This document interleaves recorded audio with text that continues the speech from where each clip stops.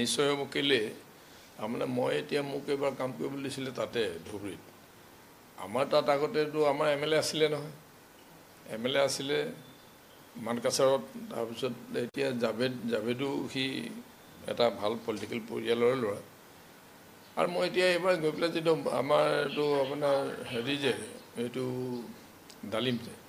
ডালিমটো মোৰ লগৰে আছিলে এতিয়া ডালিমটোতো MLA আছিলেই এটা তাৰ মানুহবিলাকৰ মাজত সোমাই পেলাই AGPৰ প্ৰতি কিন্তু মানুহবিলাকৰ বহুত ভাল ভাৱ আছে মইতো তামহাত চব গোটেই হেৰিবোৰ গৈছোঁতো ইভেন মই আমাৰ মাইনৰিটি এৰিয়াতো গৈছোঁ মাইনৰিটি মানুহবিলাকৰ কিন্তু AGPৰ ওপৰত তেওঁলোকৰ এটা ভাল হেৰি আছে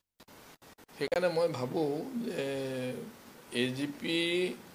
AGP অহা দিনবিলাকত যদি এতিয়া এই ধুবুৰীত যেনেকৈ এতিয়া কাম কৰিলে আমি যদি কাম ভালকৈ কৰিব পাৰোঁ তেতিয়াহ'লে এই গোটেই মানুহখিনি কিন্তু AGPত আহিব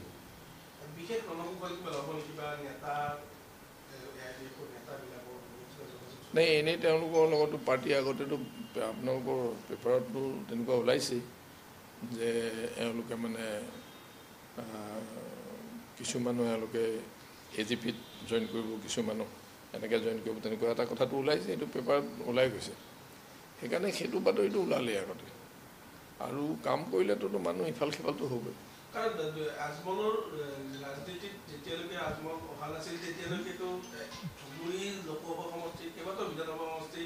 অসম গণ পৰিষদ দখল আছিল আৰু আজি পৰ্যায়ত যদিও আপোনালোকে শাসকীয় মৰ্চাত আছে তথাপিতো AGPৰ প্ৰতি সংখ্যালঘু জনতাৰ কিছু এটা সদ্ভাৱ নিশ্চয় আছে বা অসম গণ পৰিষদৰ কিছু এতিয়া সংখ্যালঘু অঞ্চল আছে বৰপেটাত আপোনালোকৰ সাংসদ নিৰ্বাচিত হৈছিলে এটা সময়ত 2016 চনত দীপক দাসেও কংগ্ৰেছ কৰিছিল গতিকে আজমলে যিটো আপোনালোকৰ খহনীয়া কৰিলে এইবাৰ আপোনালোকে সেই সুযোগটো এইবাৰ পূৰা অগপই মানে এই সুযোগটো আমি মানে ল'ব লাগে আৰু মই ভাবোঁ যে দলে নিশ্চয় তেনেকুৱা সিদ্ধান্ত ল'ব কাম কৰিবৰ কাৰণে অহা দিনবিলাকত আৰু আগতে আমাৰ মানুহ থকা কথাটোতো কৈছেই আপোনালোকে কৈছে আমাৰ তাত আছেই আৰু বেছটো আছে AGP বেছটো আছে এইফালে মানুহখিনিৰ মাজত আৰু AGPৰ প্ৰতি এটা মানে আন্দোলনৰ সময়ৰ পৰা যিহেতু দলটো আন্দোলনৰ পৰাই জন্ম হোৱা সেইকাৰণে গোটেই মানুহবিলাকৰ এটা AGPৰ ওপৰত এটা বেলেগ যদিও মানে AGPটো এনেকুৱা হ'ল আপোনাৰ ধৰক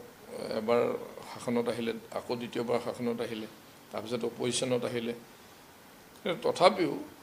মানুহৰ মানে হেৰি আছে এই দলটোৰ প্ৰতি কাৰণ নিজে চবে গোট খাই পেলাই দলটো জন্ম দিছিলতো সেইকাৰণে মই ভাবোঁ যে সেইটো বহুত ভাল হ'ব দলে তেনেকুৱা সিদ্ধান্ত ল'লে আমিও ভাল পাম সেইটো মই নকওঁ বুলি কৈছোঁ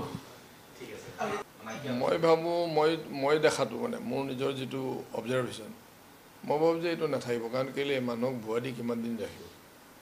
এনেইতো আৰু তেওঁলোকৰ কথাকেইটা শুনি পেলাইতো থাকিব নোৱাৰে আৰু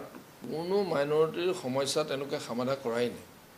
মাইনৰিটিৰ সমস্যাও যদি সমাধান হয় এতিয়া এই প্ৰেজেণ্ট গভৰ্ণমেণ্টৰ দিনতহে সমাধান হ'ব এওঁবিলাকে কৰিব নোৱাৰে কাৰণ তেওঁলোকে সৃষ্টিহে কৰে তেনেকুৱা ধৰণৰ